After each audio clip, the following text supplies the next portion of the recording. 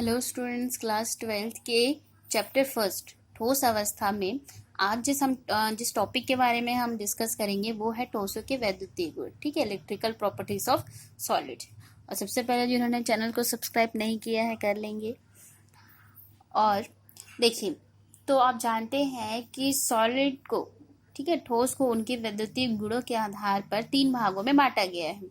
सुचालक, जिसको चालक बोलते हैं, कंडक्टर्स, विद्युत रोधी या फिर इसको कुचालक भी कहते हैं, और तीसरा है अर्धचालक। ठीक है, सुचालक, कुचालक और अर्धचालक 3 भागों में बांटा गया है। तो जैसे कि आपने लोअर क्लासेस में पढ़े होंगे कि सुचालक किसे कहते हैं, जो अपने में से विद्युत धारा को आसानी से प्रवाहित होने दे उसे सुचालक कहते हैं, है ना। इसकी जो विद्युत चालकता होती है सुचालक की, वो कितनी होती है, 10⁴ से लेके 10⁻⁷ ओम -1 मीटर -1 होता है। ठीक है, और कुछ धातुएं होती हैं जो क्या होते हैं, विद्युत के सुचालक होते हैं, बहुत अच्छे सुचालक होते हैं, जैसे कि एल्यूमिनियम है, कॉपर है, सिल्वर है, आयरन भी है। ये धातुएं क्या होती हैं, विद्युत की सुचालक होती हैं। कुछ विद्युत अपघट्य, ठीक है, तो कुछ विद्युत अपघट्य भी होते हैं जो विद्युत के सुचालक होते हैं, जैसे कि सोडियम क्लोराइड NaCl, ठीक है, हाइड्रोक्लोरिक एसिड और सल्फ्यूरिक एसिड। तो ये जो होते हैं विद्युत के अच्छे सुचालक माने जाते हैं। ठीक है, उसी तरह से देखते हैं हम कुचालक किसे कहते हैं। तो कुचालक वो पदार्थ होते हैं जिसमें क्या होता है, विद्युत का प्रवाह नहीं होता। ठीक है, उसको इंसुलेटर बोलते हैं या कुचालक बोलते हैं या फिर विद्युत रोधी भी कहते हैं।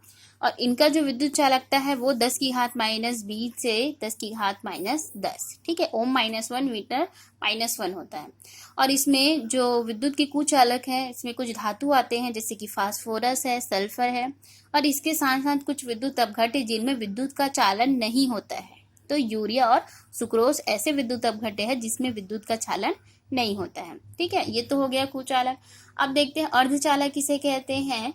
तो अर्धचालक वे पदार्थ होते हैं जिसमें विद्युतीय गुण जो है सुचालक और कुचालक के बीच होते हैं, ठीक है, मध्य होते हैं।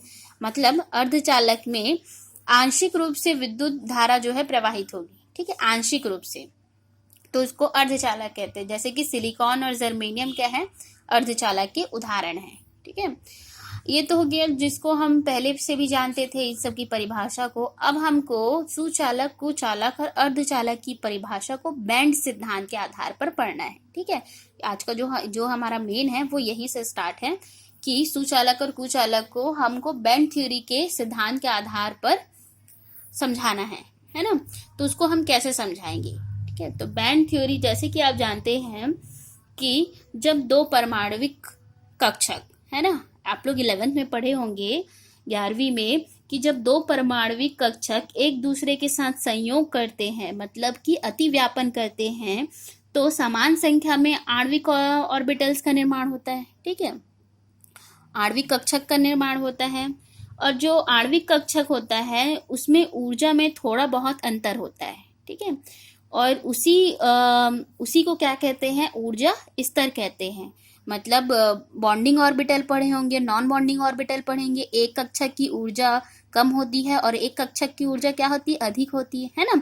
2 प्रकार के मॉलिक्यूलर ऑर्बिटल बनते हैं, एक बंधी आणविक कक्षक और प्रतिबंधी आणविक कक्षक, है ना। तो इसको क्या कहते हैं, एनर्जी लेवल कहते हैं। आपने एनर्जी लेवल डायग्राम 11th में पढ़ा है ना। और इसी को क्या कहते हैं, जिसको हम एनर्जी लेवल को ही हम ऊर्जा बैंड भी कहते हैं। ठीक है, एनर्जी बैंड कहते हैं।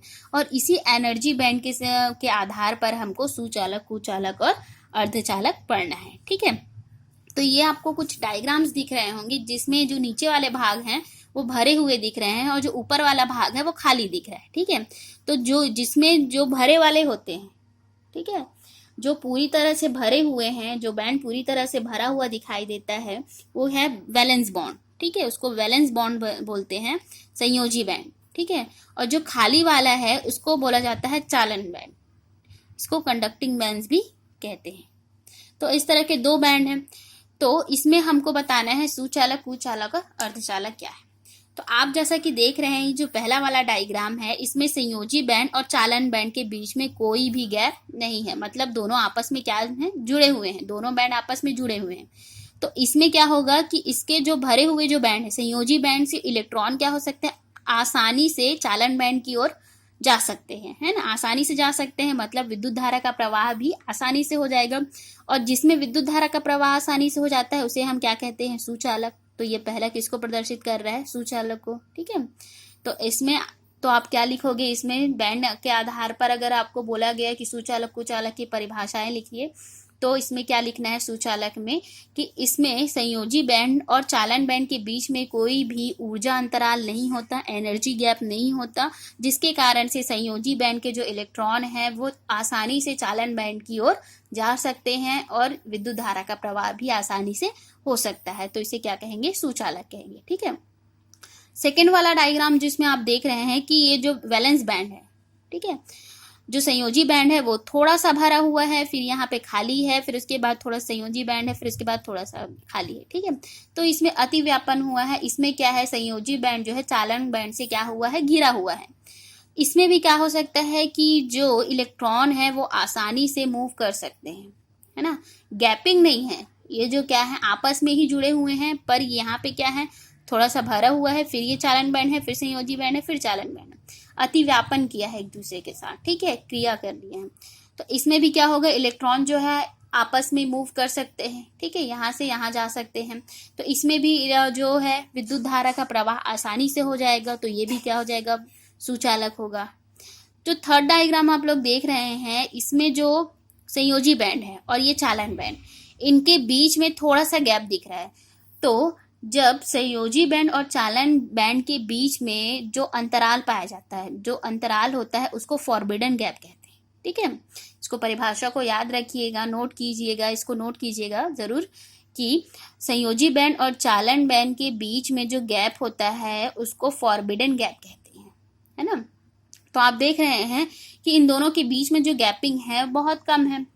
तो क्या हो सकता है, आंशिक रूप से थोड़े से क्या हो सकते हैं, इलेक्ट्रॉन जो है जा सकते हैं। तो इसमें विद्युत धारा का प्रवाह भी क्या होगा, आंशिक रूप से होगा। तो ये कैसा है, अर्धचालक है, जिसमें संयोजी बैंड और चालन बैंड के बीच में एनर्जी गैप बहुत कम होती है और इलेक्ट्रॉन जो है आंशिक रूप से मूव कर सकते हैं, जा सकते हैं, और विद्युत धारा का प्रवाह भी आसानी मतलब कि आंशिक रूप से हो, तो उसको क्या कहेंगे, अर्धचालक कहेंगे, ठीक है, इस सिद्धांत पे, इस आधार पे। और इसका जो एनर्जी गैप है कितना होता है, इसका एनर्जी गैप 0.7 इलेक्ट्रॉन वोल्ट, ठीक है, इतना बस होता है। तो कम है ना, तो कम है तो आसानी से जा सकता है। जो आप फोर्थ डायग्राम देख रहे हो, तो फोर्थ डायग्राम में क्या है कि जो संयोजी बैंड है और चालन बैंड है, इनके बीच का जो एनर्जी गैप है, ठीक है, ईजी मतलब जहाँ पे ईजी दिख रहा है वो मतलब एनर्जी गैप ना। तो ये जो एनर्जी गैप है इसका, ये बहुत ज्यादा है। तो क्या इलेक्ट्रॉन यहाँ से यहाँ आसानी से जा सकते हैं, बिल्कुल नहीं, ठीक है। तो ये क्या हो जाएगा, विद्युत का कुचालक हो जाएगा, है ना, क्योंकि इसमें क्या है, इलेक्ट्रॉन जो है आसानी से जा नहीं पा रहे हैं, तो इसमें विद्युत धारा का प्रवाह भी आसानी से नहीं होगा ही नहीं एक्चुअली में, तो है ना। तो ये क्या होगा, विद्युत का कुचालक होगा। इनके बीच की जो गैपिंग है वो कितनी होती है, 6 होती है। तो इस तरह से हमने देखा है कि एनर्जी बैंड के हिसाब से, मतलब बैंड सिद्धांत से हमने सुचालक, कुचालक, कुचालक और अर्धचालक को पढ़ा, ठीक है। अब हमको पढ़ना है अर्धचालक के बारे में ही डिटेल से पढ़ना है। तो देखिए अर्धचालक, ठीक है। तो अर्धचालक क्या होते हैं, 2 टाइप के होते हैं, एक आंतरिक अर्धचालक और एक बाह्य अर्धचालक। आंतरिक को निज भी बोलते हैं, ठीक है, निज अर्धचालक भी कहते हैं, इंग्लिश में इसको इंट्रिंसिक बोलते हैं, और बाह्य को एक्सट्रिंसिक बोलते हैं। तो देखते हैं कि आंतरिक अर्धचालक क्या होता है या फिर निज अर्धचालक क्या होता है। तो वे पदार्थ जिनमें जो चालकता है वो इलेक्ट्रॉन उत्तेजन, ठीक है, इलेक्ट्रॉन के एक्साइटेड होने के कारण होता है, तो उसको क्या कहते हैं, आंतरिक अर्धचालक कहते हैं, ठीक है। और ये इलेक्ट्रॉन जो है एक्साइटेड कैसे होंगे, मान लीजिए आप किसी पदार्थ को, ठोस को या फिर किसी भी पदार्थ को गर्म करते हैं, तो गर्म करते हैं तो उनके बीच में जो बॉन्ड होंगे, ठीक है, उनके जो उपसहसंयोजी बंध होते हैं वो टूट जाते हैं, और टूटने के बाद क्या होते हैं, उसमें इलेक्ट्रॉन क्या होते हैं, फ्री हो जाते हैं, है ना, टूट गया और इलेक्ट्रॉन क्या होंगे, फ्री हो गए। तो इलेक्ट्रॉन की गति करने के कारण या इलेक्ट्रॉन के एक्साइटेड हो जाने के कारण क्या होता है, आंतरिक अर्धचालक का निर्माण होता है, ठीक है। अब देखिए एक और चीज है डोपिंग, ये मोस्ट इंपॉर्टेंट क्वेश्चन है, डोपिंग क्या होता है, ये पूछा जाता है। तो किसी ठोस में अशुद्धियां मिलाना, ठीक है, किसी भी ठोस पदार्थ में अशुद्धियों का मिलाना अपमिश्रण या डोपिंग की क्रिया कहलाती है, ठीक है, किसी भी ठोस पदार्थ में अशुद्धियों को मिलाना अपमिश्रण या डोपिंग की क्रिया कहलाती है। और जो अशुद्धियां होंगी उसको क्या कहते हैं, डोपेंट कहते हैं। ठीक है, एक शुद्ध अर्धचालक में मिश्रित जो अशुद्धि को, ठीक है, जो अशुद्धि होगी उसको क्या कहते हैं, डोपेंट कहते हैं। और डोपेंट, ठीक है, अशुद्धि को मिलाने की क्रिया क्या कहलाती है, डोपिंग कहलाती है। इसको याद रखिएगा, ये मोस्ट इंपॉर्टेंट है। और इसके बाद देखते हैं कि बाह्य अर्धचालक क्या होता है। तो बाह्य अर्धचालक की परिभाषा क्या हो जाएगी कि जब किसी अर्धचालक में अशुद्धि को मिलाकर या फिर डोपिंग की क्रिया से बनाया जाता है, उसे क्या कहते हैं, बाह्य अर्धचालक। ठीक है, ऐसा अर्धचालक जिसको हम अशुद्धि मिलाकर या फिर डोपिंग की क्रिया द्वारा बनाया जाता है उसे बाह्य अर्धचालक कहते हैं। तो ये जो बाह्य अर्धचालक है, एक्सट्रिंसिक सेमीकंडक्टर, उसको दो भागों में बांटा गया है, एक एन टाइप अर्धचालक और एक पी टाइप अर्धचालक। इसके बारे में मैं पहले भी बता चुकी हूँ थोड़ा सा, पर अभी जो पढ़ेंगे हम इसको डिटेल से पढ़ेंगे। ठीक है, एन टाइप और पी टाइप अर्धचालक, ये सबसे इंपॉर्टेंट क्वेश्चन है, इंपॉर्टेंट क्वेश्चन है ये इस चैप्टर के। तो देखिए, एन टाइप अर्धचालक कैसे बनता है कि जब 14वें समूह के तत्व सिलिकॉन, जर्मेनियम, ठीक है, 14वें समूह के तत्व में कौन आ जाएगा, सिलिकॉन या जर्मेनियम में 15वें समूह के तत्व जैसे कि फास्फोरस और आर्सेनिक को अगर अशुद्धि के रूप में मिला दिया जाए तो एन टाइप अर्धचालक बनता है। ठीक है, मतलब 14वें समूह के तत्व में हम 15वें समूह का तत्व को अगर मिला देते हैं तो हमको एन टाइप अर्धचालक मिल जाता है। कैसे मिलेगा, देखिए, जैसे कि 14वां समूह के तत्व ये है और 15वें समूह के तत्व ये है, तो 14वें समूह के तत्वों की संयोजकता क्या होगी, 4 होगी, है ना। इस समूह के जो तत्वों की संयोजकता क्या होगी, बाहरी कोश में, आउटर शेल में जो इलेक्ट्रॉन होंगे कितने होंगे, 4 होंगे। और इसकी संयोजकता कितनी होगी, 5। इसके तत्वों की संयोजकता 5 होती है और इसके तत्वों की संयोजकता 4 होती है। इस चीज को याद रखिएगा। अब देखिए कि जब हम जर्मेनियम, ठीक है, 14वां समूह के तत्व है जर्मेनियम, इस सब तरफ आपको दिख रहा है, इसमें अगर हम आर्सेनिक मिला देते हैं, 15वां समूह का एक तत्व मिला देते हैं, तो क्या होगा कि इसके पास 5 इलेक्ट्रॉन है, आर्सेनिक के पास कितने इलेक्ट्रॉन है, 5 इलेक्ट्रॉन। जर्मेनियम के पास कितने इलेक्ट्रॉन है, 4 इलेक्ट्रॉन। ठीक है, तो ये क्या करेगा, ये 4 इसके 4 के साथ तो क्रिया कर लेगा, है ना। इसके 4, जर्मेनियम के जो 4 इलेक्ट्रॉन है वो आर्सेनिक के 4 इलेक्ट्रॉन के साथ, संयोजी इलेक्ट्रॉनों के साथ क्रिया करके बंध बना लेगा। इसके पास एक 5वां इलेक्ट्रॉन है, तो चूंकि 4 इलेक्ट्रॉन हो गए फुल, इसके पास तो अब एक भी नहीं है, तो ये जो 5वां इलेक्ट्रॉन है वो क्या करता है, क्रिस्टल में घूमने लगता है। ठीक है, और उसके घूमने के कारण, उस फ्री इलेक्ट्रॉन के घूमने के कारण ही क्या हो जाता है, उसमें चालकता जो है बढ़ जाती है। ठीक है, जैसे कि यहाँ इस डायग्राम में आप देख रहे हैं कि ये मान लीजिए आर्सेनिक है और ये सब क्या है, जर्मेनियम है।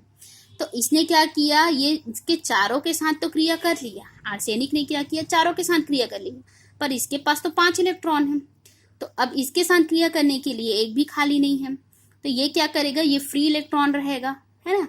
तो ये फ्री इलेक्ट्रॉन क्या होता है, घूमता है और इसी से क्या होता है, चालकता जो है वो बढ़ जाती है। ठीक है, तो इस तरह क्या होते हैं, एन टाइप अर्धचालक बनते हैं।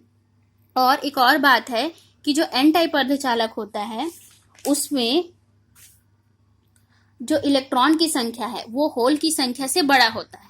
ठीक है, इलेक्ट्रॉन की संख्या क्या होगी, ज्यादा हो गई, और जबकि होल क्या है, हमारे पास कम है, तो इलेक्ट्रॉनों की संख्या क्या हो गई, ज्यादा हो गई। तो यहाँ पे क्या होता है कि ऋणावेशित जो इलेक्ट्रॉन है वो मेजॉरिटी में रहते हैं, मेजॉरिटी मतलब अधिक संख्या में रहते हैं।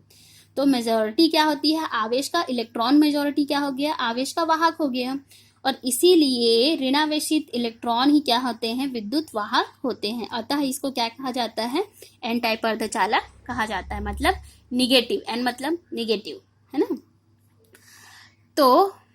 तो इस तरह से क्या होता है, एन टाइप अर्धचालक बनता है कि इसकी संयोजकता 5 होती है, तो इसके एक इलेक्ट्रॉन क्या हो जाते हैं, खाली हो जाएगा, क्योंकि ये लोग क्या होते हैं, 4 के साथ तो इसकी क्रिया कर लेते हैं, पर एक इलेक्ट्रॉन जो हो जाता है बच जाता है, और इसके कारण ही क्या होती है, जो क्रिस्टल की जो चालकता है वो क्या हो जाएगी, बढ़ जाएगी। ठीक है, अगला जो आते हैं वो हो जाएगा हमारा पी टाइप। पी टाइप अर्धचालक कैसे बनाते हैं कि जब 14वें समूह के तत्व में हम 13वें समूह के तत्व को मिलाते हैं। ठीक है, 14वें समूह के तत्व में जब 13वें समूह के तत्व को मिलाया जाता है तो कौन सा अर्धचालक बनता है, पी टाइप अर्धचालक बनता है। जैसे कि यहाँ पे देखिए, ये 13वें समूह के तत्व हैं, ठीक है, बोरॉन, एल्यूमिनियम, गैलियम और इंडियम। उसी तरह ये 14वें समूह के तत्व हैं, कार्बन, सिलिकॉन, जर्मेनियम, है ना। तो अगर हम 13वें समूह के तत्व में 14वें समूह का तत्व मिला दें तो क्या होगा। जैसे कि आप देखते हैं यहाँ पर जो ये 4 जो है ये सिलिकॉन है, मान लेते हैं, ठीक है, ये क्या हो गया, सिलिकॉन है। और जो ये बीच में दिख रहा है आपको, बीच में जो है वो बोरॉन है, 13वें समूह का तत्व। तो अब हम 14वें समूह के तत्व में 13वें समूह को मिला दिए, ये बीच वाला 13वें समूह का तत्व है बोरॉन। तो इसके पास चूंकि ये 13वें समूह का तत्व है इसलिए इसकी संयोजकता कितनी हो जाएगी, बोरॉन की 3 और सिलिकॉन की कितनी हो जाएगी, 4। तो इसके जो 3 इलेक्ट्रॉन है, इसके 3 इलेक्ट्रॉन के साथ क्रिया करके तो सहसंयोजी बंध बना लिए, ठीक है, बॉन्ड बना लिए। अब एक जगह जो है खाली हो गई, क्योंकि इसके पास कितने इलेक्ट्रॉन है, 3 ही इलेक्ट्रॉन है। तो ये जगह जो है खाली हो गई, तो ये क्या बन जाता है, होल बन जाता है। इसको क्या बोला जाता है, इलेक्ट्रॉनिक होल, है ना। याद रखना इसको क्या कहा जाता है, इलेक्ट्रॉनिक होल। कि जब 13वें समूह के जो तत्व है 14वें समूह के तत्व के साथ क्रिया करते हैं तो 3 इलेक्ट्रॉन तो आपस में क्रिया करके बंध बना लेते हैं, लेकिन एक जो होता है वो बच जाता है और उसको क्या कहा जाता है, होल कहा जाता है, एक इलेक्ट्रॉनिक होल कहा जाता है, ठीक है। तो यहाँ पे ध्यान देने वाली बात ये है कि यहाँ पे होल की संख्या क्या हो गई, इलेक्ट्रॉन की संख्या से ज्यादा हो गई, क्योंकि होल एक्स्ट्रा बच गया और इलेक्ट्रॉन है नहीं। तो इसके कारण क्या हो गया कि जो होल हो गया वो मेजोरिटी में आ गया, वहां पर क्या था, इलेक्ट्रॉन मेजोरिटी में था, और यहाँ पे क्या हो गया, होल जो है वो मेजोरिटी में आ गया, ठीक है। तो इस तरह से क्या हो जाता है, पी टाइप का अर्धचालक बन जाता है। और इसमें क्या बना है, एक धनावेशित छिद्र। ये जो होल बना है इसको क्या कहा जाता है, धनावेशित छिद्र बोला जाता है, मतलब पॉजिटिव होल कहते हैं, ठीक है। तो इस तरह से जो है पी टाइप अर्धचालक बनता है। और अर्धचालकों का उपयोग क्या है, इसको भी देख लेते हैं। अर्धचालक का उपयोग कहाँ कहाँ होता है, डायोड बनाने में, ट्रांजिस्टर बनाने में और सौर सेल बनाने में, ठीक है। एनपीएन, पीएनपी, ये सब के ट्रांजिस्टर जो होते हैं वो इसी अर्धचालकों से बनते हैं। तो आज ये जो है अर्धचालक का टॉपिक जो है खत्म हुआ, और कल जो हमको इस चैप्टर का लास्ट टॉपिक पढ़ना है, ठीक है, मतलब कि चुंबकीय गुण, ठोस में चुंबकीय गुण पढ़ेंगे। हमारा कल का जो होगा इस अध्याय का आखिरी टॉपिक होगा, ठीक है।